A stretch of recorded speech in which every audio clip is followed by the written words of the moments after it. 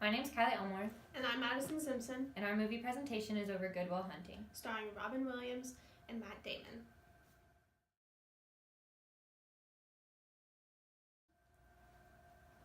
Good Will Hunting is about Will, a janitor at a prestigious school in Boston, who has experienced many rough patches in his life, like going through many foster homes, going to the bars with his friends, batting cages, and picking fights.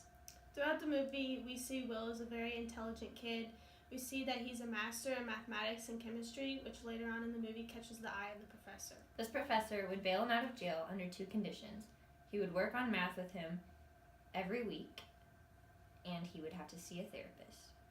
Finding a therapist for Will was very difficult. The first few therapists for him, he just never felt a connection with, and once he met Sean, he did not realize that his life would then be changed forever.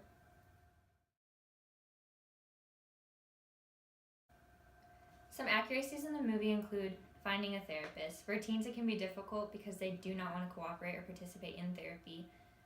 For example, Will did not want to go to therapy. He didn't understand why he had to. He didn't feel like he was being taken seriously, and he didn't believe it would help, which caused trouble finding a therapist. Will is also a very stubborn individual. When going to the first few therapists, he just didn't want to cooperate with them, and he didn't cooperate with any of the therapists until he felt a connection with Sean, who he continued to go to throughout the movie. In this clip from the movie, it is very evident that Will did not want to be in therapy. He was not participating. He wasn't taking it seriously, which was the reason he had trouble.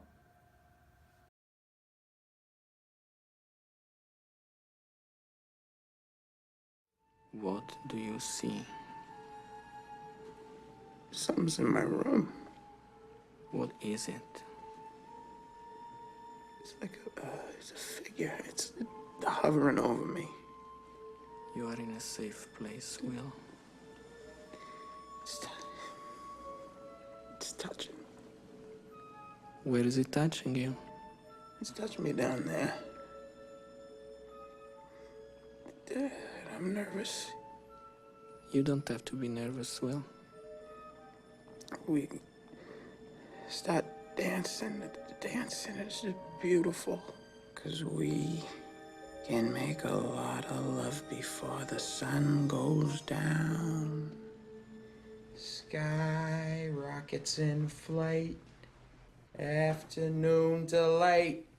Hey, afternoon delight. Sky rockets in flight. Da da da da. I'm sorry, Rich. I have better things to do with my time.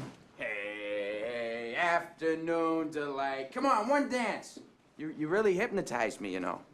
For God's sake, Will. What? Oh, come on. He left. You can't pin that on me.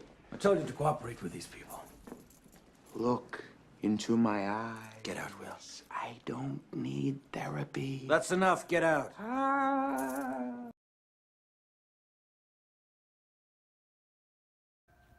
Some inaccuracies in the movie is when Sean's emotions are mimicking Will's. For example, it seems that when Will is weeping, Sean is weeping, and when Will is mad, Sean seems mad. And in the long run, that can't be healthy for the process of therapy for both the individual and the client. Another inaccuracy would be the dramatized emotions and reactions throughout the movie. In the scene where Will is analyzing the painting, he is looking to trigger Sean for a reaction to it, and in turn, Sean reacts by choking Will out, which is not appropriate behavior in a therapy setting, as well as the frequent use of profanity. In this clip, you can see the inappropriate behaviors used in a therapy setting. That's it, isn't it? You married the wrong woman. What happened? What'd she leave you? Was she, banging some other guy? If you ever disrespect my wife again, I will end you. I will fucking end you. Got that, Chief? Time's up. Yeah.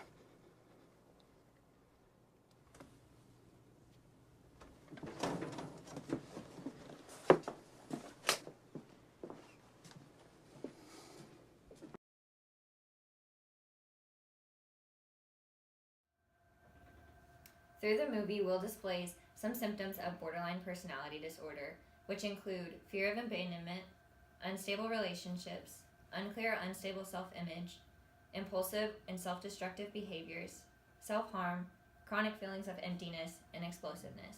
In this following clip, you can see some of these symptoms.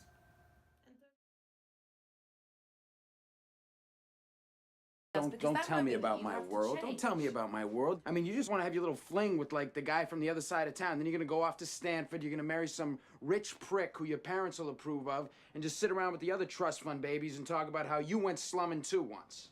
Why are you saying this? What is your obsession with this money? My father died when I was 13 and I inherited this money. You don't think every day I wake up and I wish that I could give it back? That I would give it back in a second if it meant I could have one more day with him. But I can't, and that's my life, and I deal with it. So don't put your shit on me when you're the one that's afraid. I'm afraid. What am I afraid of? What the fuck am I afraid of? You're afraid of me, you're afraid that I won't love you back. You know what? I'm afraid too. Fuck it, I want to give it a shot, and at least I'm honest with you. I'm not honest with you? No, what about your 12 brothers? No, you're not going. You're not leaving. What do you want to know? What? That I don't have 12 brothers?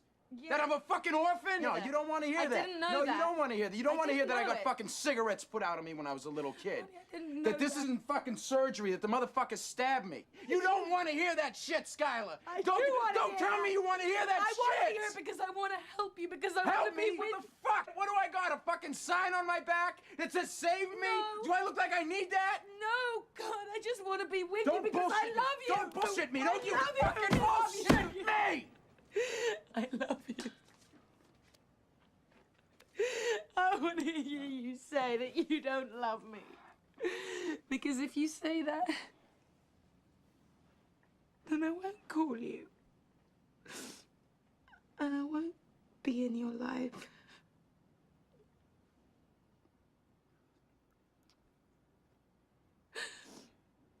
I don't love you.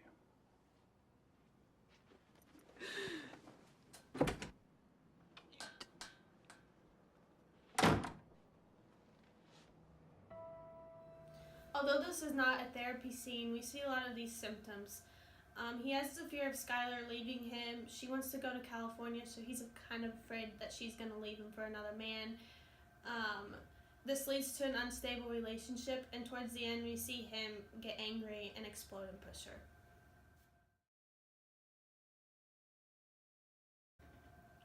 Another symptom of borderline personality disorder that Will shows can be seen in this clip from the movie, which he shows his unstable self-image. This was caused from him believing that the abuse that he faced in his foster homes was his fault. Is that why I broke up with Skylar? I didn't know you had. I did. You want to talk about it? No. Hey, Will. I don't know a lot. You see this? All this shit.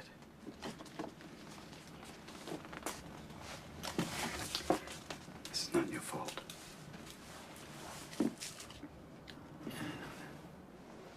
Look at me, son. It's not your fault. I know. It's not your fault.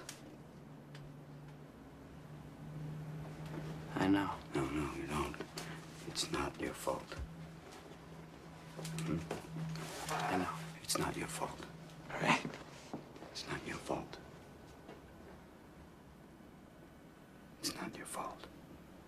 Don't fuck with me. It's not your fault. Don't fuck with me, all right? Don't fuck with me, Sean, not you. It's not your fault.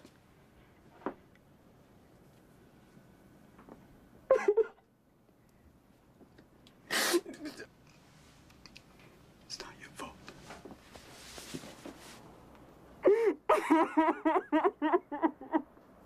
Oh my God. Oh my God, I'm so sorry.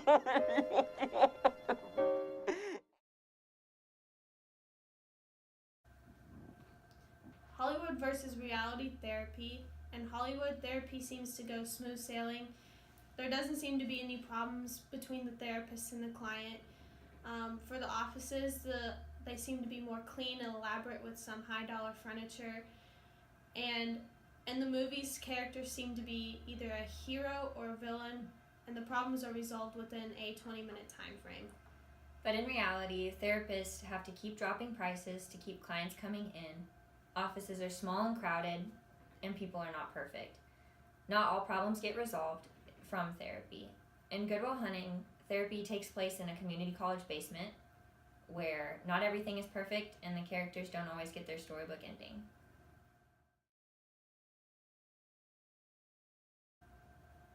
Some movie points are that it showed us therapy was not always perfect for both the client and the therapist. We see a lot of hardships throughout the movie for Will. It's making the audience wonder if there's ever going to be a solution to his difficulties, but other times we saw this glimmer of hope for him. The movie continues to go back and forth with these situations.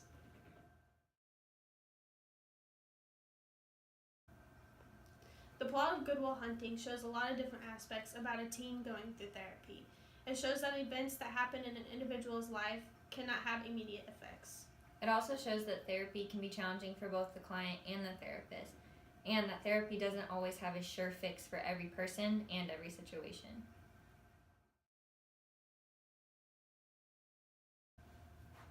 Hollywood's depiction of Good Will Hunting is pretty accurate. In the movie, there was a raw display of emotion through the therapy sessions for both Sean and Will. The struggles each had faced in the past, along with the new trials they were facing, show the severity of underlying issues and the importance of therapy. The movie could raise awareness for mental health, but like with any other movie, it can only reach so far.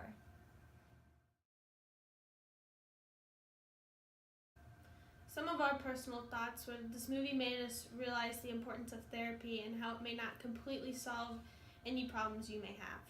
And we were also moved by the relationship that Sean and Will had formed. They were able to help each other move on and move forward from their problems. And now we will talk about teen therapy. Teen therapy is used to help teens who are experiencing difficulties with their emotions and behavior. 70% of teens who have serious emotional or behavioral difficulties receive some mental health services that does not include medication. 75% of boys receive counseling, whereas 65% of girls receive counseling who have mental health problems. About 40% of teens had treatment in a clinic setting, whereas only about 12% had at-home treatment. Success in therapy is shown by the quality of the relationship between the therapist and the client, and there is a correlation between the positive working relationship and an improved therapeutic outcomes. In teen therapy, it is also important to create a bond between the therapist and a client. Jumping right into a problem may cause hindrance in the teen's ability to open up to the therapist. Teens are also likely to try and find any flaw in the therapist that they can. For example, communicating information too quickly or using inaccurate information can cause a breakdown in the potential bond. It also is good for the therapist as well as the client to have goals for their therapy sessions.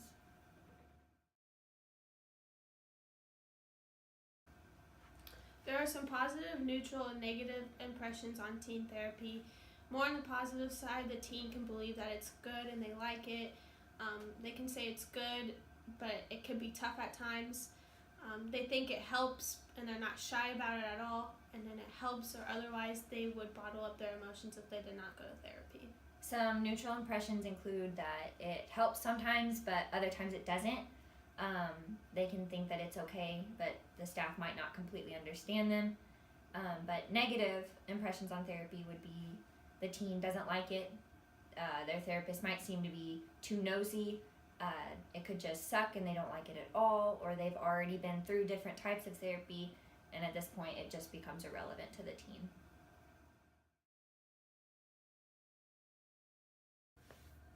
Overall, around 70% of teens think that therapy has a positive effect on their emotions and their behaviors, whereas 17% say it has a negative effect, and 13% of teens think it's just more of a neutral effect. Some thoughts from teens on therapy are that they believe they have to talk about their bad things in order for their past to get better. They feel like their therapist has the ability to help them improve their lives. They say that they feel like their therapist has a clear understanding of their problems, or they believe that the therapy is more helpful when they feel connected to their therapist. And lastly, they believe that being in therapy is more helpful to them to learn how to manage their difficult emotions.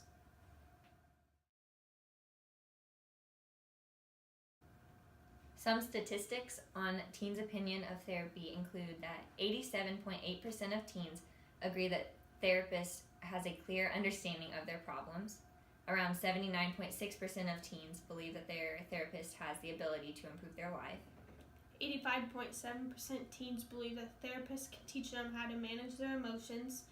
69.4% teens believe they have to talk about the bad things from their past in order to get better. And 91.9% of teens believe that therapy is more helpful when they feel a connection with their therapist.